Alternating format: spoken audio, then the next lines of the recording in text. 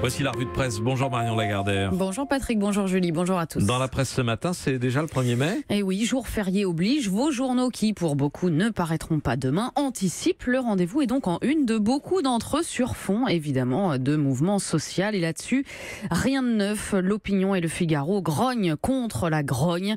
Car non, les barricadiers de mai 2018 ne sont pas la voix du peuple, écrit Vincent Trémollet dans son édito, parlant de rentiers de la mobilisation.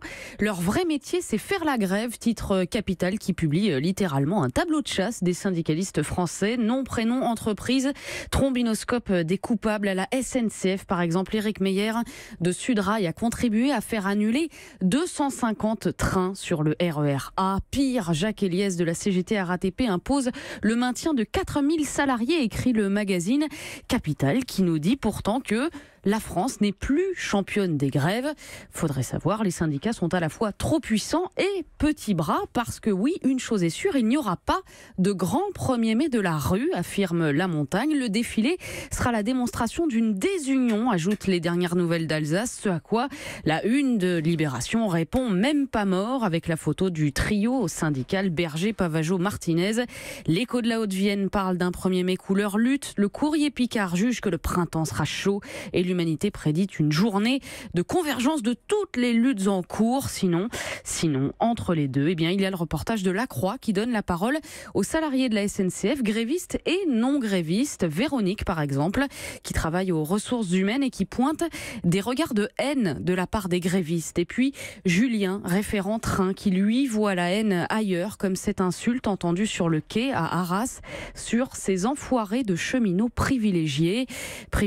Loïc, aiguilleur, 1400 € par mois. Joshua, conducteur, 2500 €, qui perd 500 € sur son salaire d'avril. On a dit trop de contre-vérités sur nos métiers, regrette Nicolas, agent en gare. Certes, nous avons des avantages, mais nos salaires sont plus bas que ceux des catégories socio-professionnelles équivalentes. Moi, je n'ai pas envie que les générations futures voient reculer leurs conditions sociales. Voilà autant de points de vue à lire donc dans La Croix pour un sujet effectivement un petit peu plus subtil qu'une simple histoire de grogne. D'ailleurs, la France ne va pas si mal, c'est en tout cas le point de vue du New York Times. Oui, édito signé Roger Cohen, complètement sous le charme d'Emmanuel Macron et qui revient sur sa visite à Washington. J'ai longtemps vécu dans une France où rien n'était possible, écrit-il, un pays qui résistait au changement. Le mot flexibilité était suspect et voilà que sortant de nulle part est arrivé Monsieur Flexibilité.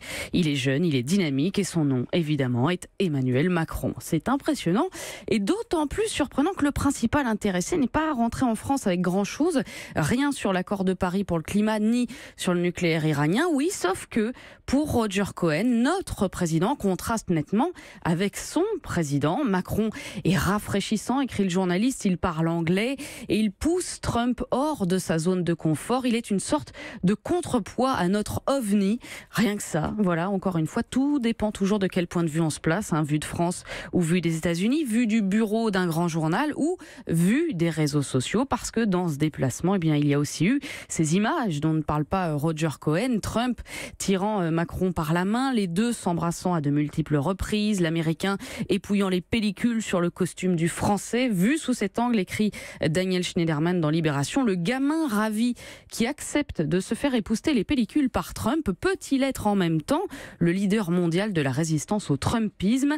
Il est à craindre que non, la faute, d'après Libé, à la force de frappe des réseaux sociaux. La force des réseaux sociaux et plus généralement des GAFA qui font encore débat dans la presse ce matin. En tout cas, la une des Échos pose la question de leur régulation, taxation des GAFA. Le projet français divise les Européens. Le journal revient sur la réunion qui s'est tenue samedi à Sofia entre les ministres des Finances, repartie sans consensus. Et puis, le Figaro vous met en garde, ce qu'Internet sait de nous, où l'on comprend que l'on soit prudent ou non, une navigation totalement protégée sur le web est impossible.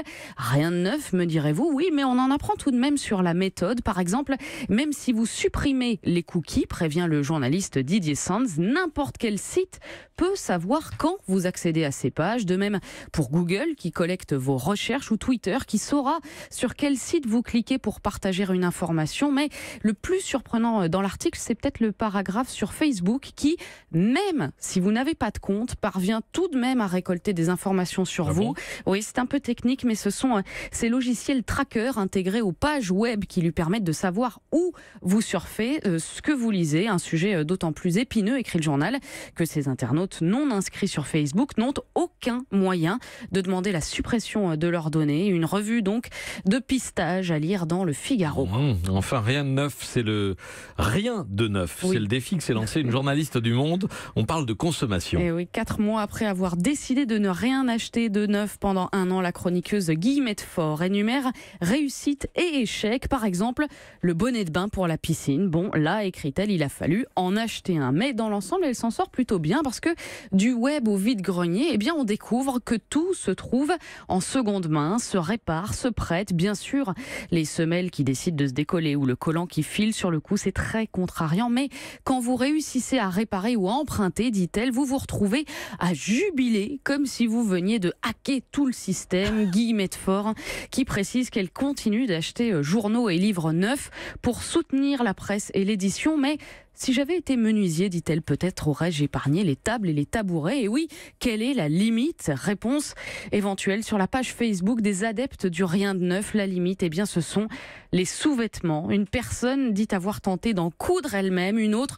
a décidé de ne plus en porter, écrit le journal. Voilà, le recyclage.